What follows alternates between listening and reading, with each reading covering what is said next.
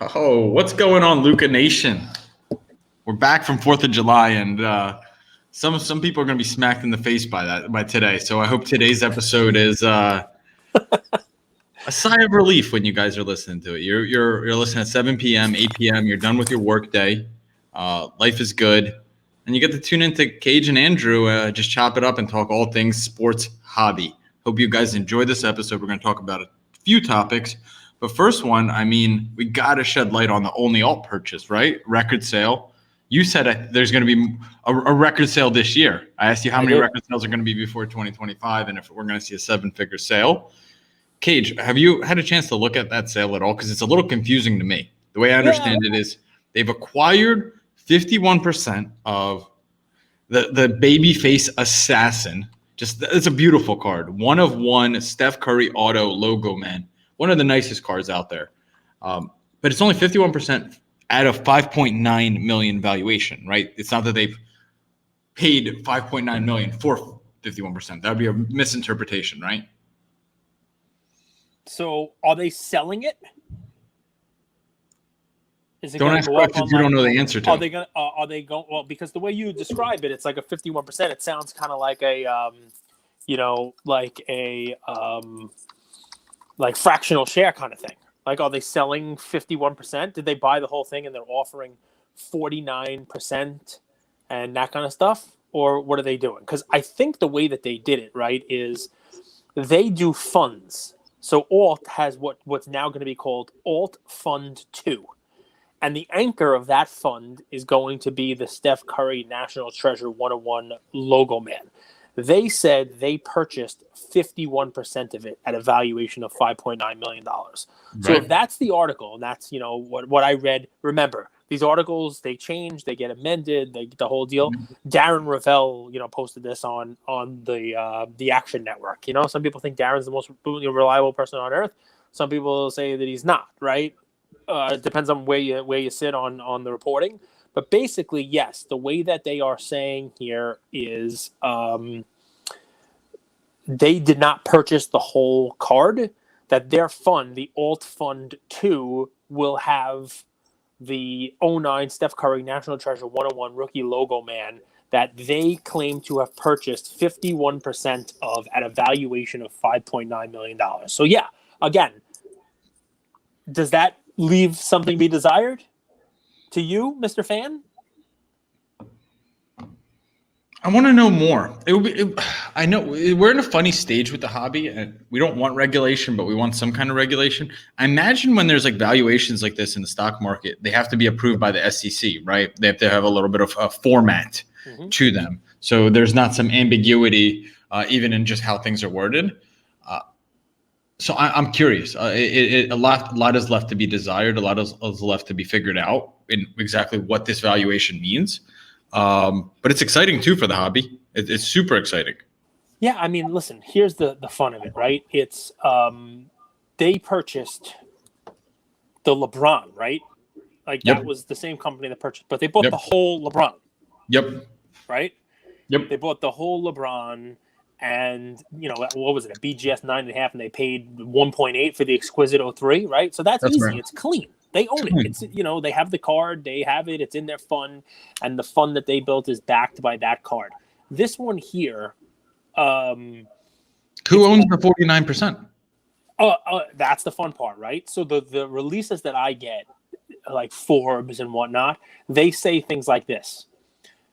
The funds are open to accredited investors only, which allows Alt to determine who's permitted to invest. So if they want you to invest, they'll let you invest if they consider you accredited today. The company on this fund has not divulged the size of the fund, nor have they disclosed who owns the remaining 49% of the Curry card or from whom they purchased it. The card, however, will be stored in the Alt vault. So that's important, right? Because that means let's compare it to recent sales that are purchased, a small percentage offered, and it stays in the same museum that it was in. This is Alt buying a majority share of an asset and taking it and taking possession of it. This way their fund is backed by an actual asset that they have and they own the majority share of. To me, that's a little more concrete, right? than offering 1% of a fractional, and it's not actually taking control of it, and this is fractional, really, in theory, right? Because they bought 51. There's still an owner, probably the previous owner, who's like, I want to own some of the card. I'll sell you 51%. Yes, so it's fractional vis-a-vis there are two people owning this, right? But it's not fractional like they're going to now offer that card in $10 slices. Yeah, The to the fund, general public. so the fund will have multiple investors in it who will each have a perceived percent of each one of the cards that are in the fund. So in that regard, sure, it's fractional the same way that investing in a company is fractional. And people shouldn't think of this as such a foreign thing. I don't think, because there are private companies, public companies where somebody owns 51% of the company all the time, and they're the majority shareholder, they're the majority owner of the company, and they control the company itself. And then there are minority owners. It happens with sports teams. It happens with the publicly traded companies and private companies. So what we're seeing is a change, and I think what we're seeing is some creativity in how companies do this stuff and also obtain the headlines. Is that fair to say? Right? Because they didn't spend $5.9 million, but now they can stake claim to the most expensive card ever being in their alt fund 2 and in their vault, even though they did not lay out $5.9 million. They laid out probably $3 million, which gives them a 51% share of a $5.9 million card. Make sense? Makes sense to me. Now that you've explained it, and now we kind of went through it and hashed it out, it does make sense. I think it's cool. I think it's very cool because, think about it. You can go back, and there were always records set of these things. There were always like, the Honus Wagner sells for this, the Gretzky sells for this. There are more and more of those headlines, and they're higher priced, and they're on mainstream outlets like a Forbes or ESPN or Yahoo News or wherever you're getting your news from. And it's cool to see those ever climbing record prices hit, because as they do, it brings more attention, more investment, more legitimacy to this as an alternate asset class. And, how can you not look at that and say, okay, the most expensive card is $5.9 million out there. There are other one-of-one rookies of players who are potentially better than Steph Curry. Is this going to be the most expensive card ever? I think it bolsters my thought process when you asked me a month or two ago about record prices, and I told you the record will be broken again this year. I'll double down and say, I bet you this one gets broken soon too. Here's where my mind went. And they're a Bay Area company, so there may be a little bit of like how much they love Curry and the Warriors. So True. If we could take that out of the equation. Where my mind goes is, and it's really hard to do this, but like apples to apples, there's almost no way to do it, but let's try. Apples to apples, LeBron James cards long-term versus Steph Curry cards long-term. Cage, yeah. Where do you put your money? What's a better long-term investment? It's a good question, right? Because Curry just beat the LeBron exquisite. Sure, it's a one-of-one, and you can't compare that to an RPA of exquisite LeBron. But I'm curious. I mean, these guys, are they more neck and neck than we've given them credit for? Well, I mean, Curry's a little younger. It looks like that team's going to go for it again next year and close the gap. But I think, honestly, I mean, with all the personal accolades and the championships, LeBron is probably where I would put my money over Steph. But the gap is not as wide as you would think. Does that make sense? If I was starting a team, I would take Steph over LeBron, and I know a lot of people out there would hate me for saying that. I think a lot of what Steph does brings culture and leadership to the locker room. I'm not saying LeBron doesn't. Please don't kill me.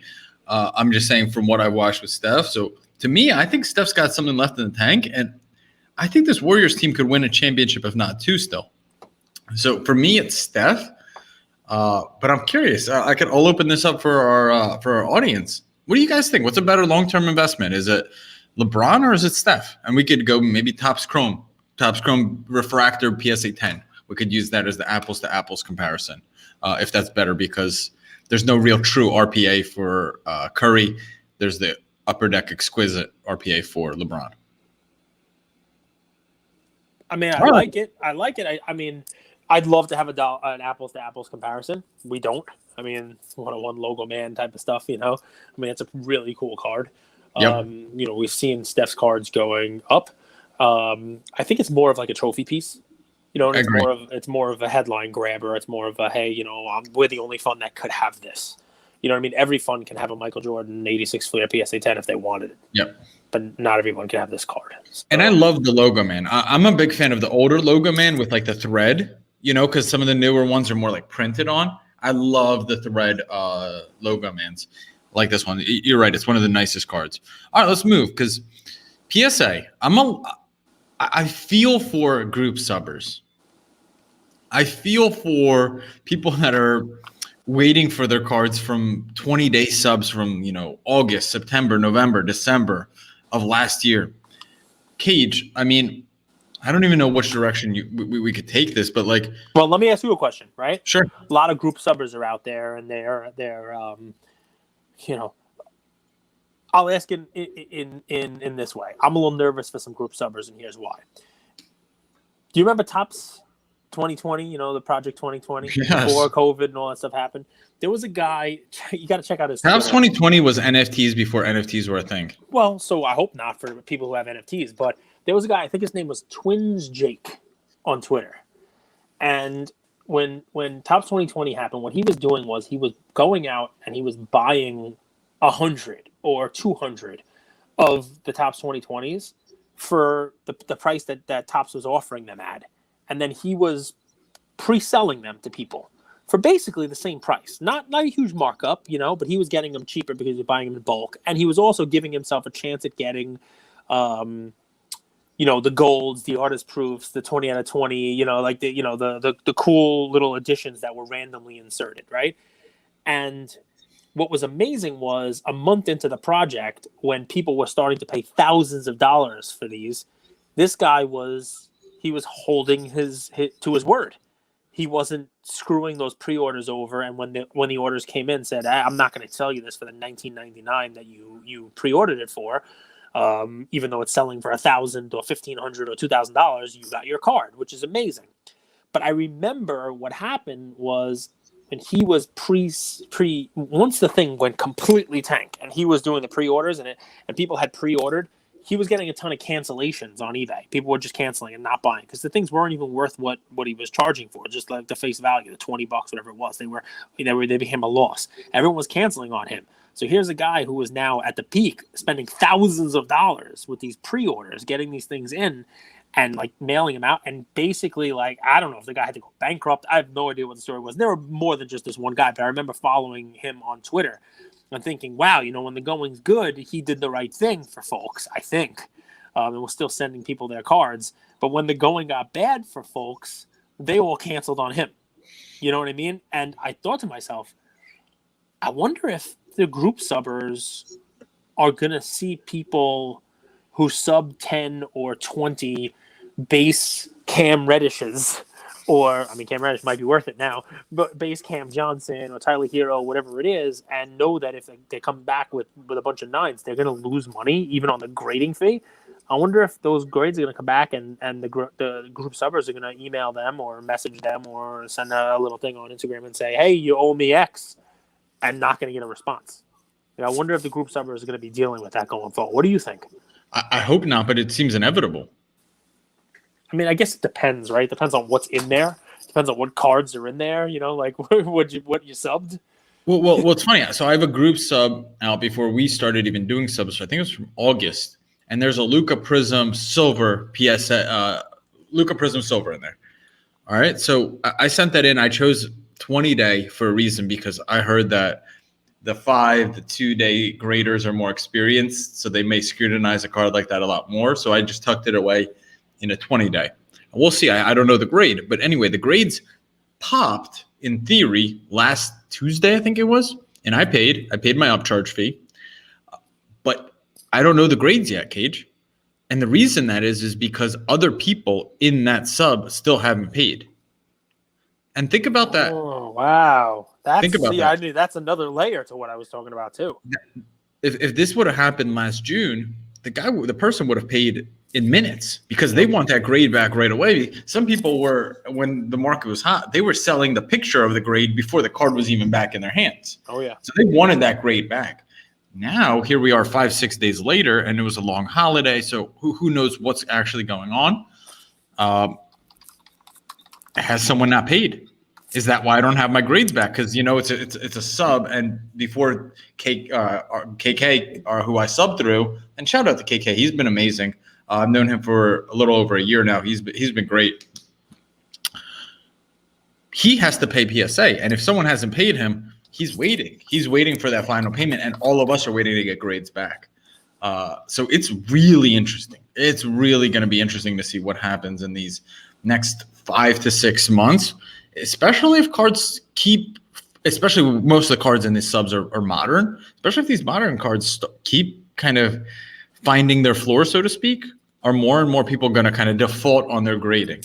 I don't know, but it's a topic that we wanted to discuss today with you guys. I'm curious to hear, what are your another little thing was thrown into that, because that's a little crazy, because what are the group subbers going to do with that, right? Are they gonna break up the group sub, send it back to the people? I mean, they can't get the cards back until the whole sub is paid for, right? Are they going to have to front that money? Are they just not going to pay for the thing until everyone in the group pays for it? I mean, I didn't even think of that. Here's the thing. They're going to have to front the money. More than likely, if they consign those cards, they're going to recoup all, if not more, than what they paid for on those subs.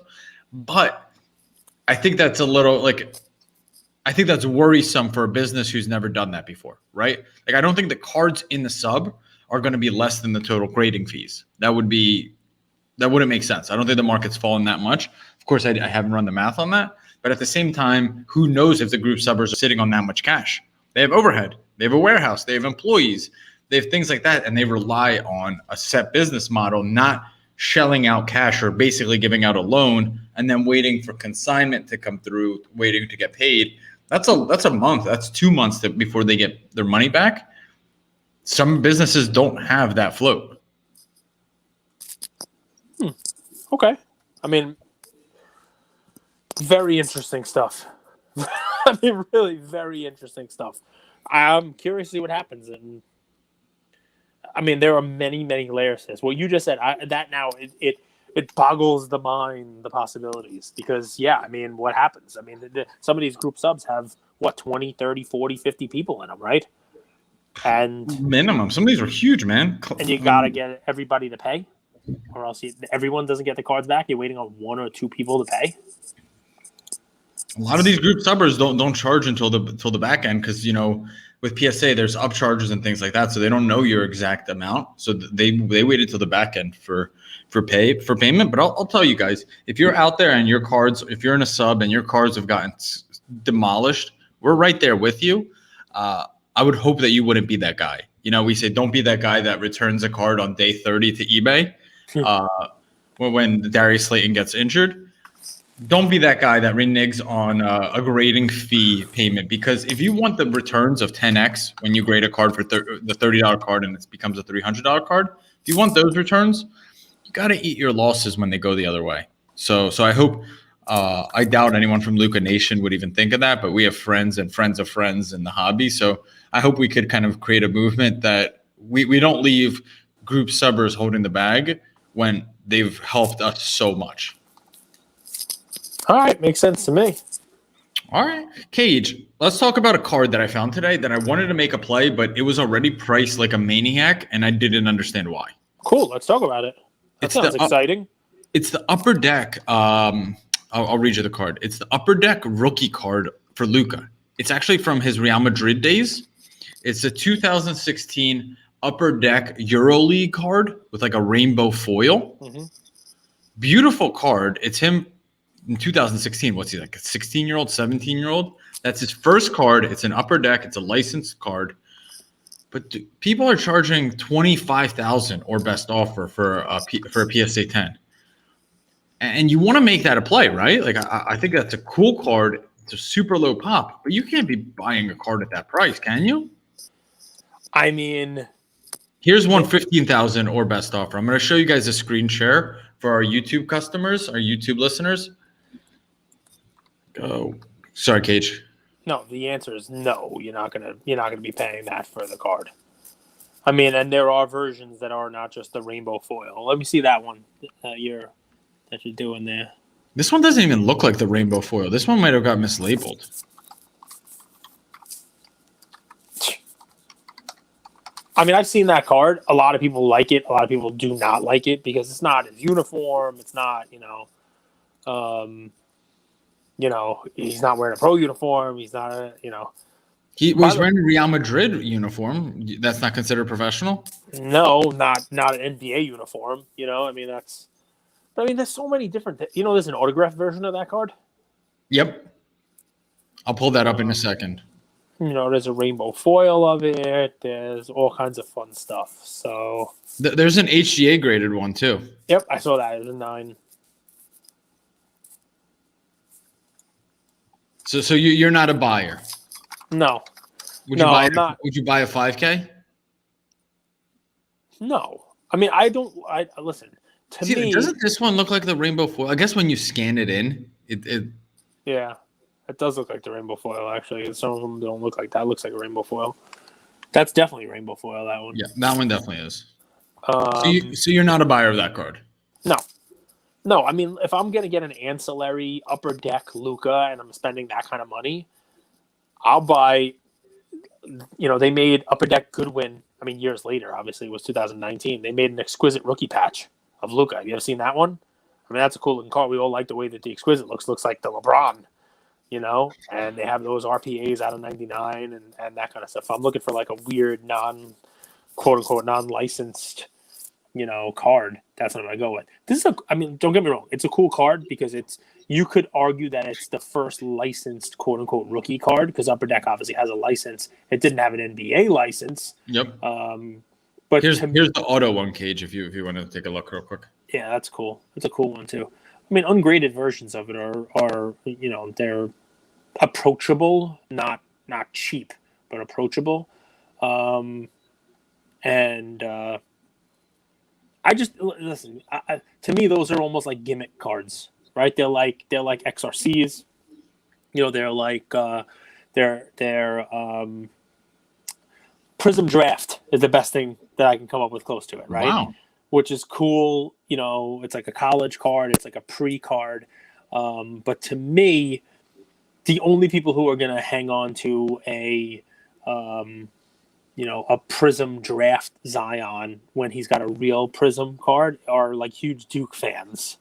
Same thing with this. If you're a EuroLeague fan and you were a fan of him when he played for that team and that kind of stuff, I can see you, spending the kind of money that we're talking about for this kind of a card, but not me. It wouldn't be where I put my loot. I think that this is a perfect example of supply and demand. There are probably people who are listening to this that don't even know this card exists. And when you have that kind of a card, that means the demand's not there for it. You know what I mean? You definitely want something that everybody knows about. You think Luka, probably 8 or 9 different cards come to your mind, and this is not one of them. Agreed. And I don't know what this 15,000, 10,000. You might have to ask, like, do I want just the mainstream two Prism Silver PSA 10s that are falling, 30, 40, 50%? I'm gonna get into my play, Cage. Okay, nice. So that was I'm excited. My play is it's pretty basic. It's actually a base card. It's a play that you gave before last season, but I think it's second chances are endearing. And this is someone, we always expect people to take that next step up when they're given an opportunity.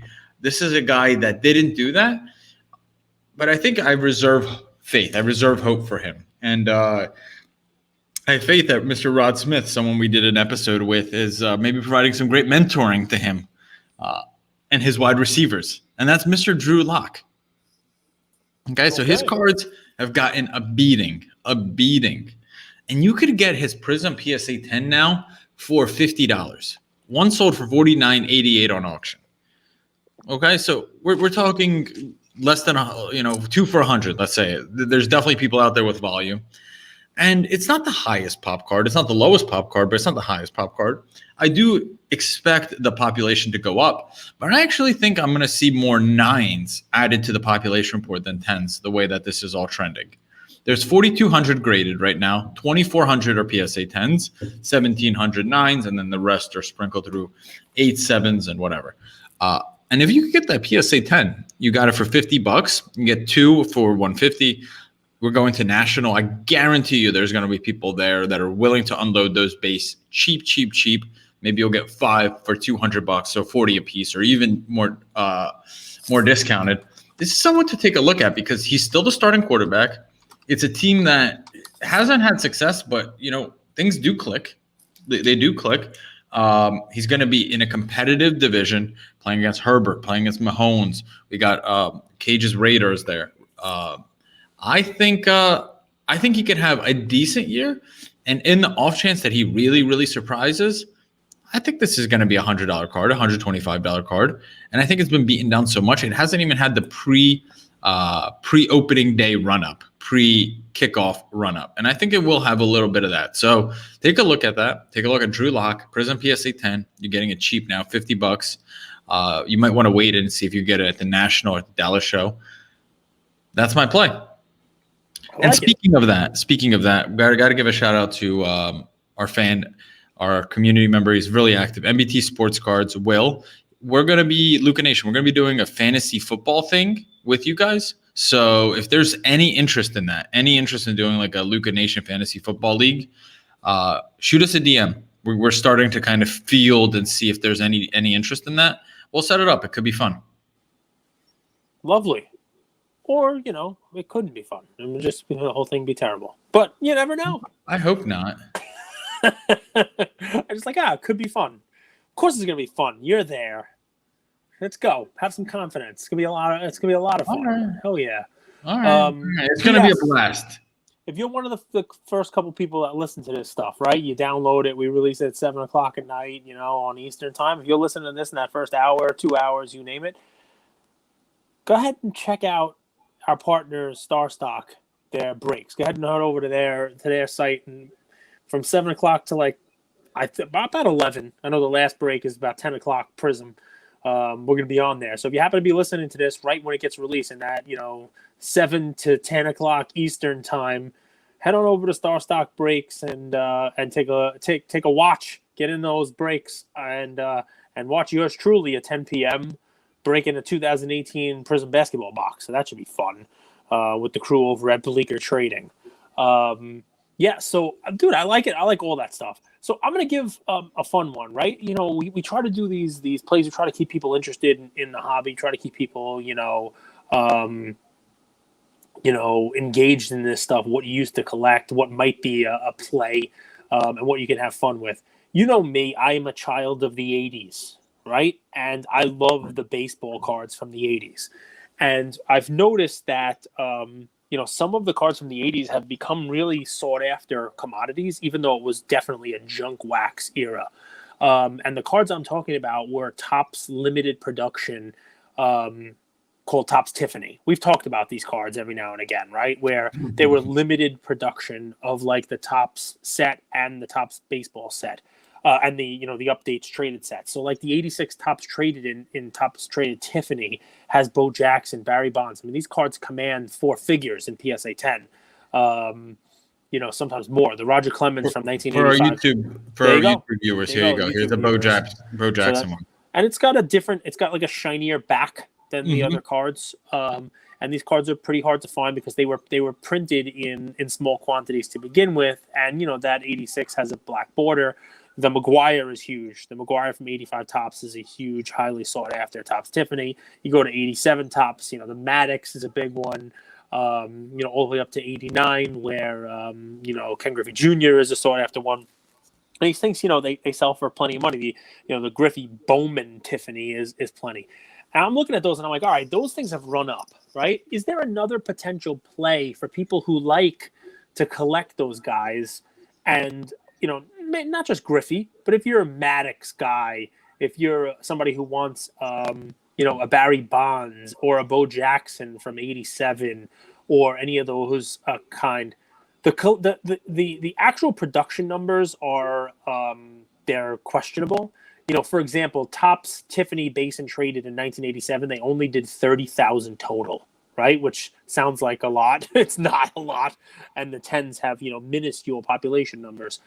In that time period, 87, 88, 89, there were other card companies. And one of the big competitors to Topps was Fleer, and you guys know this, right? And they did basketball cards in the 80s, but their baseball sets, they did not a Tiffany, but what they did as like a competitor to Topps Tiffany was Fleer Glossy.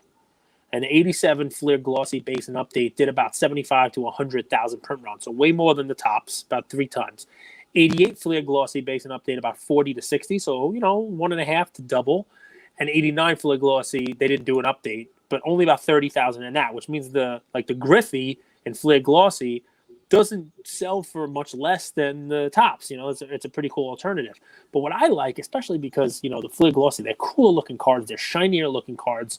If you happen to be somebody who wants to grab a cool, limited, low pop, and not killer price card of one of the pros from the 80s, take a look at like the 87 Fleer set, where you can find a McGuire's first Fleer card, or a Barry Bonds from 1987 Fleer. 88. Does Bonds not get a lot of love because of he does. the steroid thing? He does, but I mean, McGuire is in there, Maddox is in there. You got Randy Johnson's in '89 if you like him, with Ken Griffey Jr. I mean, there's a whole host of folks who you can grab in these Fleer Glossy, and they're not, even in PSA 10, they're not killer prices. They're significantly lower than the Topps variant on it, and I've noticed the top stuff start to move up a bit in recent times, and I don't think that the Fleer Glossy cards are making a similar move just yet. But look, I mean, pull up like the 87 Fleer Glossy, Barry Bonds card, right? It's a pretty cool card. It's card number 604.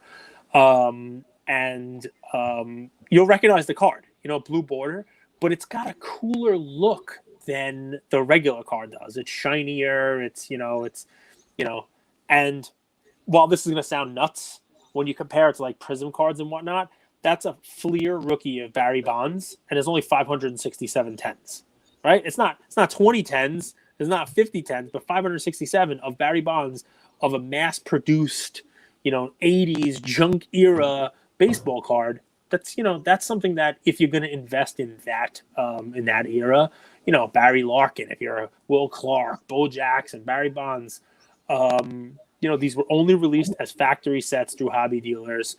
And, I'd love to have an actual, production number for you, but I don't, some people say as many as like 100,000 were made in 87. But by the time it got to 89 Fleer, significantly less out there.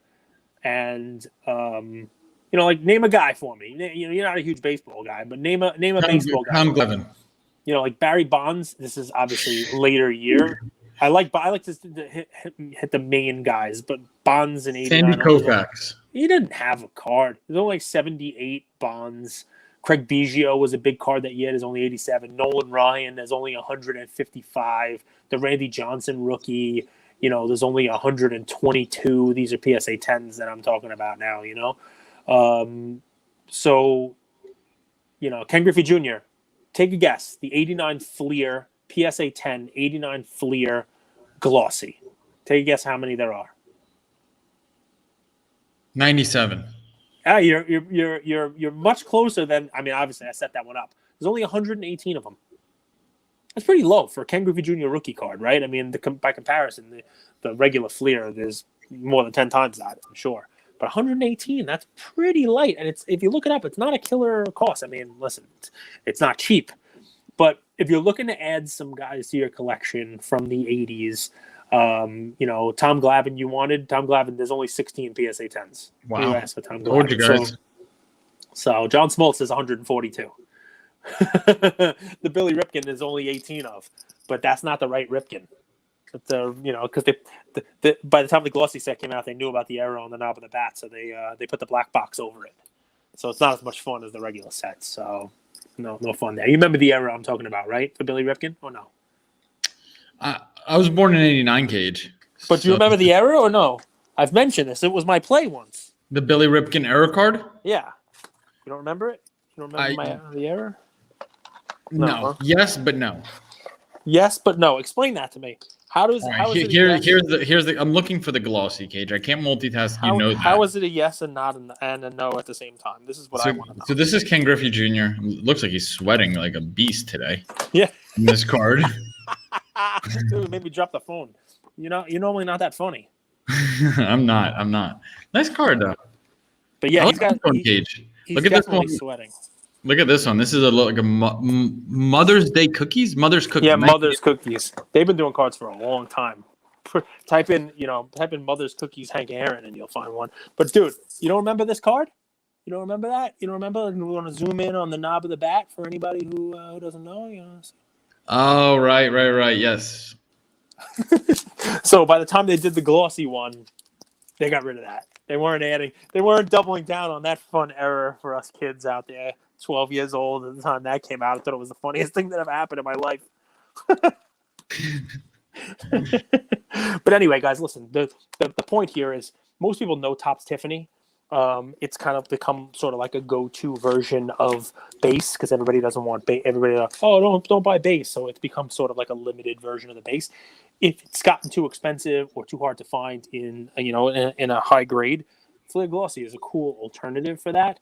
I don't own any of these, but I'm going to start grabbing some myself of the guys that I like who are different than the guys you like. I mean, I'm talking about like cool cards, like the 85 Topps Ricky Henderson is a cool card I like, but maybe the Flair Glossy, I'll grab some, I'll grab some of these guys. I always liked Jose Canseco. Jose Canseco had a cool card in the Flair set 89 called Speed and Power. That was a cool card because remember, he was like the first 40-40 guy. So fun stuff. What else you got for me? Jose Canseco's daughter, she's quite a looker. I can always count on Josie. You. I can always take it. I always count on you to take it to another level. I think she used to date one of the Paul brothers, actually. I'm not sure if that's true. Okay. All right. I am definitely not up on the social comings and goings of who the influencers, the Instagram influencers of the day are dating. Well, Jose Canseco's children was what I was going to say, but yeah, I mean the influencers too. I mean, I'm sure that that's one way of going as well. Dude, they're in their 20s now. Jeez, these guys. I mean, you're not wrong about that last statement. That I'm old. I know. I'm not going to be the one saying that. I'm old. I get it. Yeah, I mean, I definitely am. So what else are we leaving our friends with? So we told them today that the Steph Curry has set a new record, which is pretty cool. Mm-hmm. We told them today, don't be that guy when it comes to group subbers. Make sure group subbers were there for you. Make sure you're there for them. Mm-hmm. Don't leave them holding the bag. Don't leave them holding the bag. We got some cool card plays. We let them know that if they're listening to this, check out the Star Stop breaks. Anything else? Any other fine words of wisdom? Listen, I'm going to leave it for you. I'm going to let you close with this. But I have a question, right? You talked about how you were smacking people in the face with something. I don't know. You were using something of yours to smack them in the face. The long weekend ended and people were smacked. They got smacked by something, right? It's great. So, I mean, I had a picture in my brain. It was a weird mental image, but anyway, we'll leave it there. You're so stupid. So for folks who are having, a tough time, the doldrums, the dog days of summer, right? You got any words of wisdom, any yogi, guru, Andrew type stuff, little turn on the meditation music, a little, what do you got for people today? You got a joke? You got something? I'm not an off the cuff jokester. I'm much more a conversation jokester. But I mean, dude, what do you mean? Like if people are having a long day, dude, yeah, I'm an exercise guy. I'm exercise through and through, and not for the physical benefits. Exercise to me is getting on a foundation, getting on even flooring. So if that's going for a walk, if that's leaving work for an hour and doing going to your gym, if that's some sort of physical activity, to me, that's always number one.